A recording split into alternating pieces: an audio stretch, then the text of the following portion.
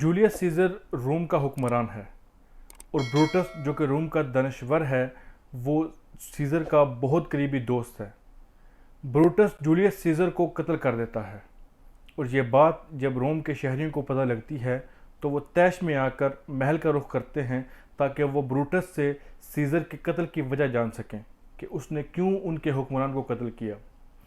جب روم کے شہری محل کے قریب پہنچتے ہیں تو ان سے مخاطب ہوتا ہے اور کہتا ہے، رومنو، ہم وطنوں، میرے دوستوں، میری بات سنو، میری بات کو ختم ہونے دو، تب تک خاموش رہو، مجھے میرے مقصد کے لیے سنو۔ تم جانتے ہو کہ میں ایک شریف آدمی ہوں، میری شرافت کو مان کر میری بات سنو، اپنی عقل سے مجھے جانچو اور اپنی ذہنی صلاحیتوں کو جگاؤ تاکہ تم اچھے اور برے کی تمیز کر سکو۔ بروٹس مزید کہتا ہے کہ اگر اس مجمع میں کوئی سیزر کا دوست یا قریبی عزیز ہے تو میں اس کے لیے یہ کہنا چاہوں گا کہ میری سیزر کے ساتھ محبت اس شخص کی سیزر کے ساتھ محبت سے کسی صورت کم نہ ہے۔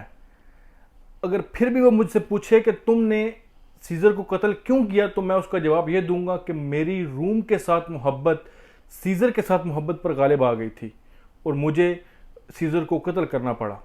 تم جانتے ہو کہ سیزر ایک بہت اچھا حکمران تھا اور میں اس کی قدر کرتا ہوں۔ وہ ایک بہادر اور دلیر تھا اور میں اس کی گواہی دیتا ہوں۔ وہ میرا دوست تھا، میں اس لیے اس کا ماتم بھی کر رہا ہوں، لیکن وہ جاہ طلب تھا، وہ اقتدار کا لالچی تھا، اس لیے میں نے اسے قتل کیا۔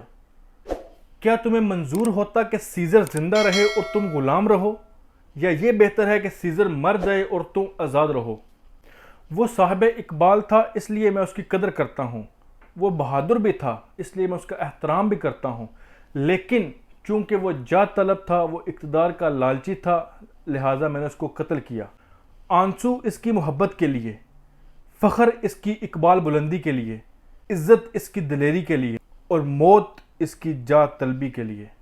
یہاں اس مجمع میں کون ایسا نیچ ہے جو غلام بن کے رہنا چاہتا ہو؟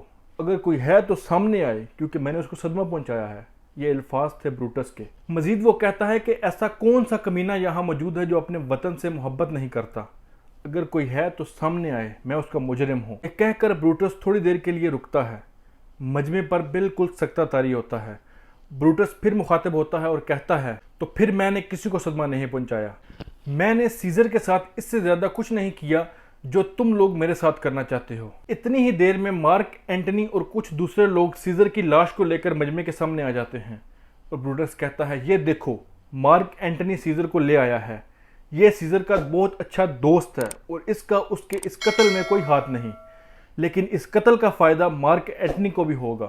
بروٹس مزید کہتا ہے کہ سیزر اقتدار کا لالچی تھا، وہ آمر بننا چاہتا تھا، لہٰذا تم لوگوں کی آزادی کے لیے اس کو قتل کر دیا ہے، اور یہ خنجر جس سے میں نے سیزر کو قتل کیا ہے میں اپنے پاس رکھ رکھا ہوں کہ جب کبھی روم کو میری موت کی ضرورت پڑے تو میں اس سے اپنی گردن کاٹ سکوں۔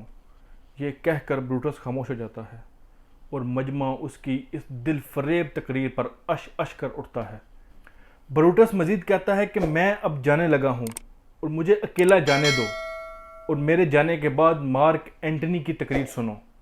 مارک اینٹنی ممبر پر آتا ہے اور کہتا ہے، دوستو، ہم وطنوں، میں یہاں سیزر کی تدفین کے لیے آیا ہوں، اس کی تعریف کے لیے نہیں۔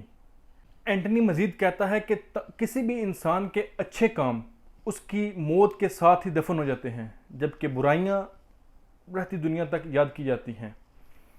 تم کو اچھے بروٹس نے بتایا ہے نا کہ سیزر اقتدار کا لالچی تھا، اور اگر وہ اقتدار کا لالچی تھا تو اس نے بہت سارے روم کے شہریوں کو اپنی جیب سے فدیہ دے کر آزاد کیوں کروایا؟ بروٹس کہتا ہے کہ سیزر تم لوگوں کو غلام رکھنا چاہتا تھا، لیکن جب کبھی بھی کوئی غریب روتا تو سیزر اس کے لیے روتا۔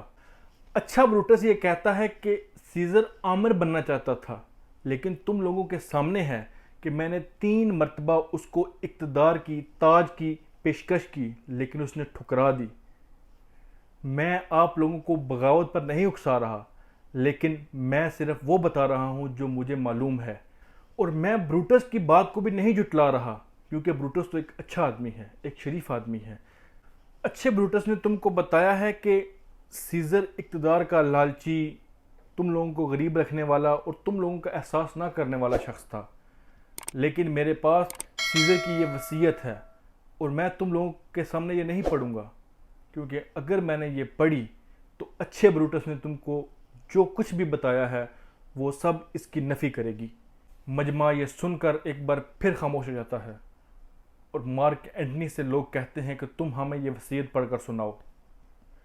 اینٹنی وصیت پڑھنا شروع کرتا ہے اور کہتا ہے کہ سیزر نے اپنے مرنے کے بعد تم میں سے ہر شخص کے لیے 75 درہم چھوڑے ہیں اور اپنی سیرگاہیں تم لوگوں کے نام کر دی ہیں اور اپنے باغات بھی تم لوگوں کے نام کر دی ہیں۔ تم لوگ وہاں جاؤ اور اس کی سیرگاہوں میں گھومو پھرو اور اس کے باغات میں سے پھل کھاؤ اور عیش و عشرت کی زندگی گزارو۔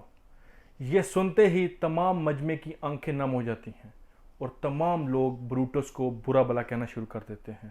یہ سارا منظر ولیم شیکسپیئر کے شورائے آفاق ناول جولیس سیزر سے لیا گیا ہے۔ دنیا کے بہترین لٹریچر اور ادب کی یہ خاصیت رہی ہے کہ وہ وقت اور ماحول کی قید سے نکل کر کسی نہ کسی شکل میں دنیا کے ہر شخص کو اپنے ارد گرد منطبق ہوتے نظر آتے ہیں۔ یہی حال ولیم شیکسپیئر کے ناول جولیس سیزر کا ہے، جو وقت اور ماحول کی قید سے نکل کر سیاست کی دنیا میں خود کو دہراتا نظر آتا ہے۔ تاریخ کا عجب کھیل رہا ہے کہ جب بھی کبھی کسی حکمران کو سازش کے ذریعے نکالا گیا ہے تو وہ جولیس سیزر بن گیا اور نکالنے والے بروٹس بن گئے۔ پاکستان کی خصوصیت یہ ہے کہ یہاں ہر وقت ہی ولیم شیکسپیئر کا یہ شورائے آفاق ناول جولیس سیزر دہرایا جا رہا ہے۔ اس کی ایک وجہ یہ بھی ہو سکتی ہے کیونکہ شیکسپیئر قائد اعظم کا پسندیدہ ادیب تھا اور ہم قائد اعظم کی محبت میں اس کے ہر المیے کو سچ ثابت کرنے پر تلے ہوئے ہیں۔ پاکستان کے اگر کل کے جولیس سیزر ذوالفقار علی بھٹو، بے نظیر بھٹو اور میاں محمد نواز شریف تھے تو آج کا جولیس سیزر عمران خان ہے۔ پاکستان کے گزشتہ تمام جولیس سیزرز کو اپنے مارک اینٹنی اپنے بچوں کی صورت میں مل گئے، لیکن عمران خان کو بھی اپنا مارک اینٹنی نہیں ملا، اور شاید مارک اینٹنی کا کام بھی عمران خان کو خود ہی کرنا پڑے۔ شیکسپیئر کا المیہ بروٹس کی خودکشی پر ختم ہو گیا تھا، لیکن ہمارا المیہ ابھی تک جاری ہے، کیونکہ مرتے یہاں صرف جولیس سیزر ہیں، بروٹس زندہ رہتے ہیں۔ وہ سیزر جیسوں کو قتل تو کر دیتے ہیں لیکن کبھی خودکشی نہیں کرتے۔ اب تک کے لیے اتنا ہی، مجھے دیجیے اجازت، اپنا خیال رکھیے گا، اپنے اس چینل کا بھی۔ اللہ حافظ۔